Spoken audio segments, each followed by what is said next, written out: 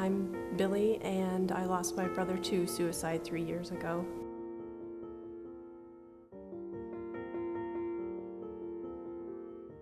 My brother Doug, he's 14 years older than me, so during the formative years I remember him very clearly as being more of a father figure to me. He was the one that would take me aside and teach me to eat with my mouth closed and taught me how to tie my shoes. He went off to basic training, and a big part of me was gone when he left.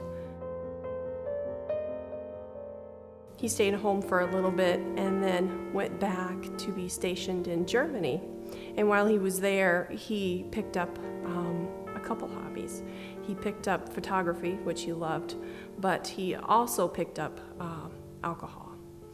And this seemed to exacerbate his already growing mental issues, because when he came back, he seemed to be a different person. I could tell that he was just really wrestling with his identity, with who he was, who really loved him. I could tell that he really felt like he wasn't loved, especially by God, who he felt was the most important person being to be accepted by. What he would talk about would become increasingly more paranoid. He was big into conspiracy theories. And it was just uncomfortable to talk with him. So how I dealt with that was to detach, was to not want to really talk about anything with him. I received a phone call from his wife, and his wife had not really communicated too much to me about any thoughts of suicide that he might have had. I knew that he was unstable, but again, I was afraid to talk to him about it. So I received a call from her, and she was in the parking lot across the street from their home, and she said that she had just had to call the police because he threatened to take his life, and he was in front of their son and waving the gun around and saying, well, nobody cares about me anyway, and he had done this before, she said. He was on depression medication, but he was also taking a lot of alcohol. And the two, I mean, just the alcohol itself is not good, but both together made just kind of this cocktail of disaster for him. And one particular evening, my mom was just, her heart was breaking for him, and she was at a point where she was just pleading with him. She was just saying, Doug, please, please, can't you see that you need help? You need to get help. And finally he said, okay, I will get help tomorrow. I will get help tomorrow. So he turned to go down the hallway, and he took a few steps, and she followed him.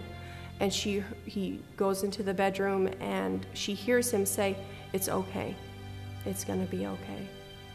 And she turns in to look in the room, and he has the gun to his head, and he shot himself in front of her. And she's a nurse, so she went right into action.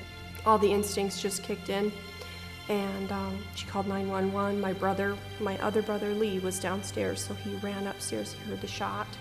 He ran upstairs and grabbed his brother, tried to stop the bleeding till the ambulance came. Ambulance came, and he passed a couple hours after that. That's when I received the call at about 3 a.m. I was shocked because I really didn't think that he would commit suicide, but not shocked for some reason that it had happened, because it had reached a fevered pitch where I felt like something was gonna go. I just didn't know though. I immediately felt angry that he had done this.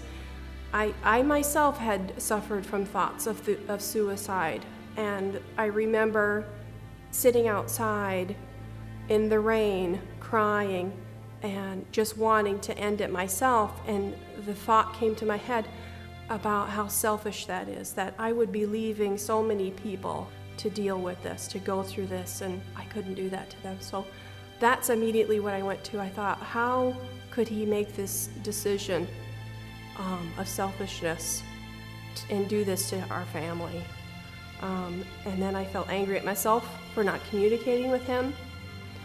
I felt like if I would have just at least let him know that I loved him, that maybe he would have opened his heart a little bit. What I had to do is I had to get some help, and that came in the form of a wonderful counseling series called Grief Share. It's a Grief Share program.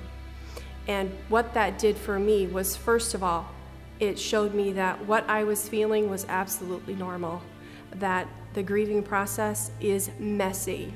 I should not have to think that it's this tight, packaged, beautiful, lovely thing that can be calculated and can be measured and understood just very easily. The grief is a journey. It's a journey that you go through. You don't just get over. You go through it. And through the grief process, you learn so many things about God, about yourself. Through this process, I see Doug in a different way. I don't judge him. When I think of him, I do feel the sadness of a life that felt trapped in his own mind. I felt like his own mind was his prison. So if I could say something to somebody today who is contemplating suicide, is that there is hope. There are people who understand what you're going through. They know your feelings, your trapped feelings that nobody understands you, that maybe you're not loved, but you are loved and you have a purpose. And even pain has a purpose. Through the pain, we see the gift that God gives us and the gift that we are to other people, which only you can fulfill. And He wants you to go on and fulfill that. God says that our days are in His hand, and He is all powerful. So we just need to trust in Him through it all.